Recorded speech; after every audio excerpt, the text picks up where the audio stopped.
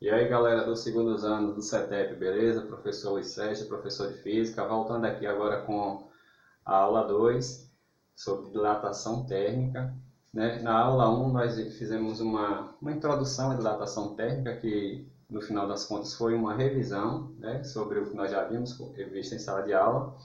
E vamos agora dar continuidade falando sobre dilatação linear, né?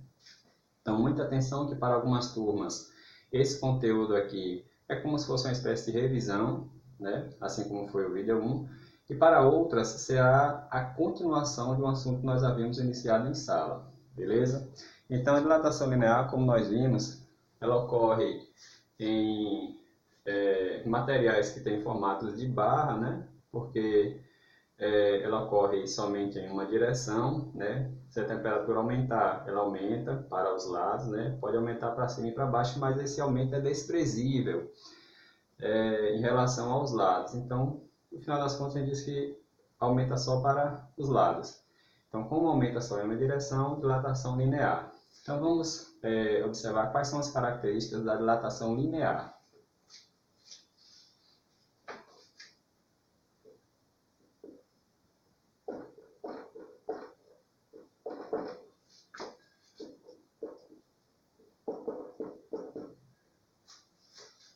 Bem, suponha que aqui seja uma barra de um material qualquer, né? É uma barra de ferro, de alumínio, vamos supor que seja de ferro. Essa barra tem inicialmente este comprimento. Eu vou colocar aqui mais do lado, eu vou precisar de um espaço ali à direita. Então, aqui é a nossa barra de ferro. Se por acaso a temperatura aumentar, né, já é sabido que a barra ela tende a aumentar de tamanho, ou seja, tende a se expandir. Então ela vai sair do tamanho que ela estava aqui e vai ter, por exemplo, este tamanho, né, que a temperatura vai aumentar. Então, esse tamanho, essa dimensão aqui, eu vou chamar de tamanho L, comprimento L. E já que esse aqui seria o comprimento inicial da barra, vou chamar aqui de LO, o comprimento inicial. A temperatura aumentou, a barra agora adquiriu este tamanho, esta dimensão, este comprimento. Então, ele chegou lá num comprimento que eu também vou chamar de L, que seria o nosso comprimento final. Beleza? Então, nessa condição inicial, havia uma temperatura lá qualquer, vamos supor 25 graus. Essa temperatura vai ser a temperatura inicial, que eu vou chamar aqui de T0.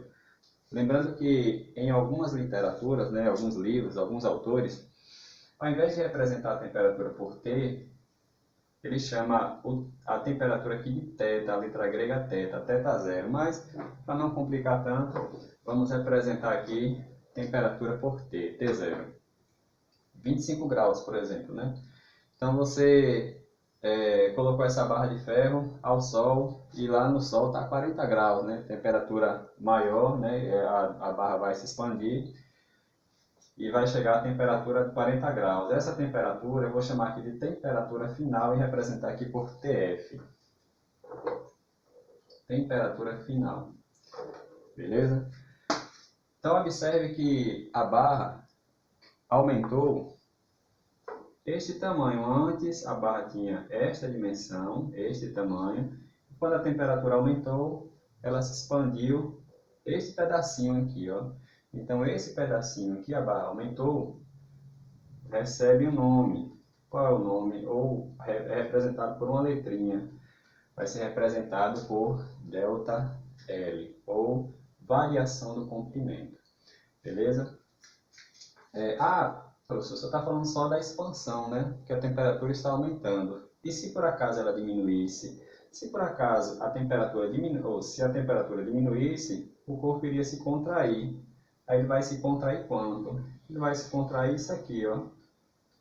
Esse pedacinho, que também é chamado de ΔL. Beleza? Então, o ΔL aí representa a variação, seja para mais ou para menos, ou seja, na expansão ou na contração. Aqui é o comprimento final, comprimento L. e vamos analisar alguns fatores, né? Esse aumento, né, o aumento que ocorreu aqui, ele depende de vários fatores. Quais são os fatores? Um deles é o comprimento inicial da barra.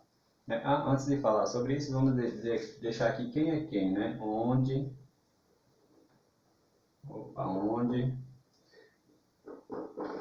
o L é o comprimento inicial.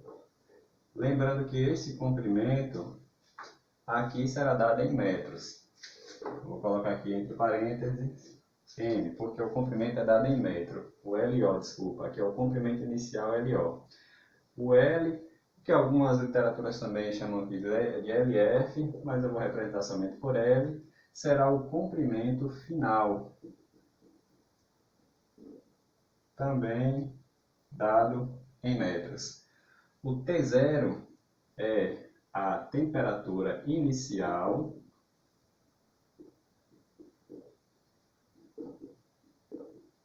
é dada em graus Celsius. O TF é a temperatura final.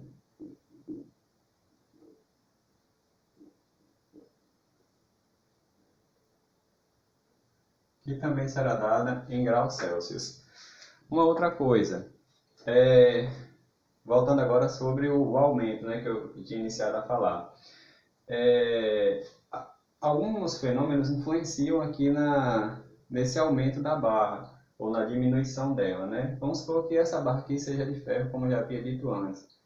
Se nós colocássemos, por exemplo, essa barra que é de ferro e uma outra barra de alumínio, por exemplo, ó, juntas, e a temperatura aumentasse de 25 graus para 200 graus, as duas aumentariam. Mas as duas aumentariam na mesma proporção, ficariam do mesmo tamanho depois de 200 graus? Não. O ferro aumentaria para este tamanho, por exemplo, e o alumínio aumentaria um pouquinho mais, né?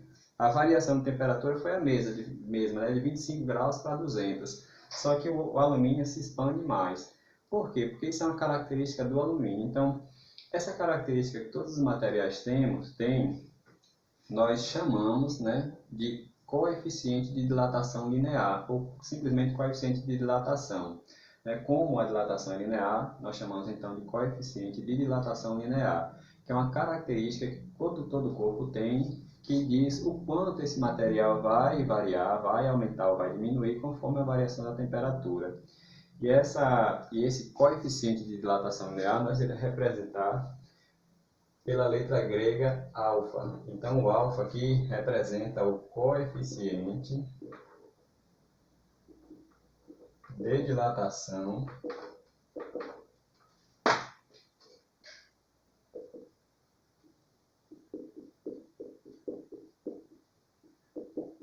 linear, e é dado em grau Celsius elevado a menos 1 por grau Celsius. Indica o seguinte, que para cada grau que se aumenta, o corpo aumenta um pouquinho, né? Se a temperatura aumentar. Ou então vai diminuir se a temperatura diminuir, né? Então, aumentou 1 grau, aí o corpo aumenta um pouquinho. Diminuiu 2 graus, aí o corpo diminui proporcionalmente a sua dimensão, né? Então, o coeficiente de dilatação é esse. Cada material tem o seu, né?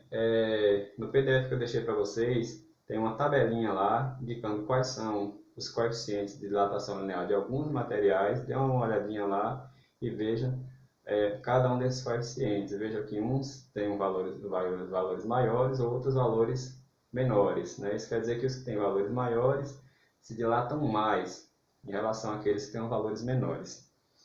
Beleza?